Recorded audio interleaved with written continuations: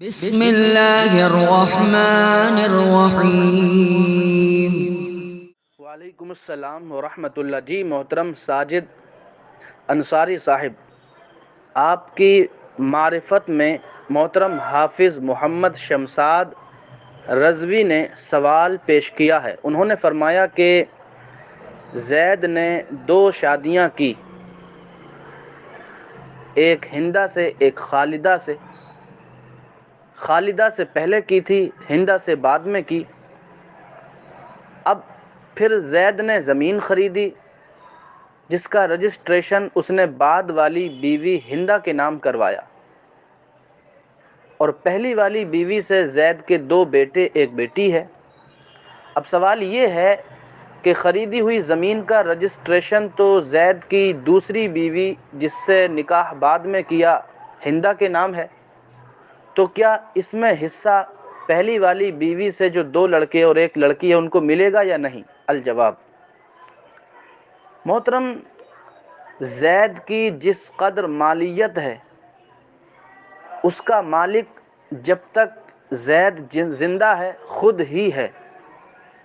ہاں، اپنے مال میں سے جس کو چاہے ہبہ کرے، جس کو چاہے صدقہ کرے یا اس مال کو وقف کرے، نافذ ہوگا، اور جب تک یہ کچھ نہیں کیا ہے تب تک اسی کی ملک میں ہے اور اسی کا مالک ہے، اس میں کسی اور کا حصہ نہیں اور نہ کوئی دوسرا اس میں اپنے حصے کا مطالبہ کر سکتا ہے۔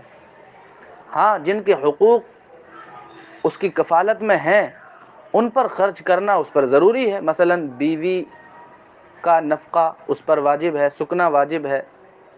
ایسے ہی بچوں کا جب تک کہ بالغ ہوں ان کی پرورش واجب ہے، تو یہ کرتا رہے گا وہ، لیکن اس کے مال میں ابھی کسی کا حصہ نہیں ہے۔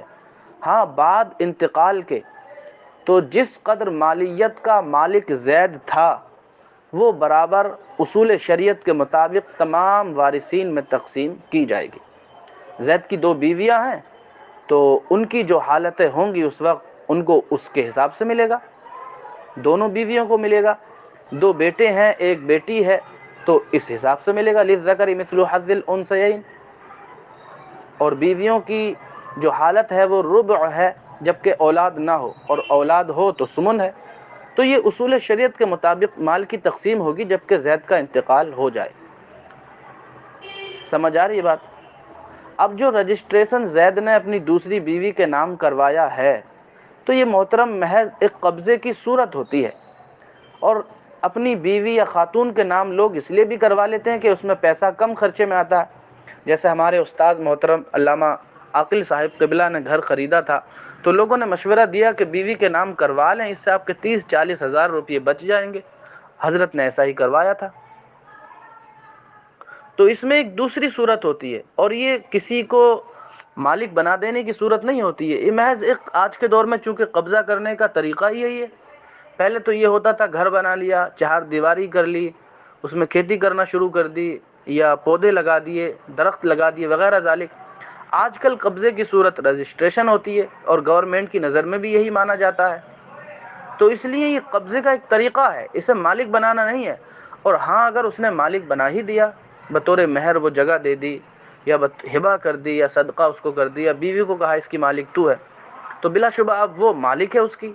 جب وہ مالک ہے تو زید اس کا مالک ہی نہیں، تو بھلا پھر اس کی ملکیت میں کسی دوسرے کا حصہ کیسے ہوگا؟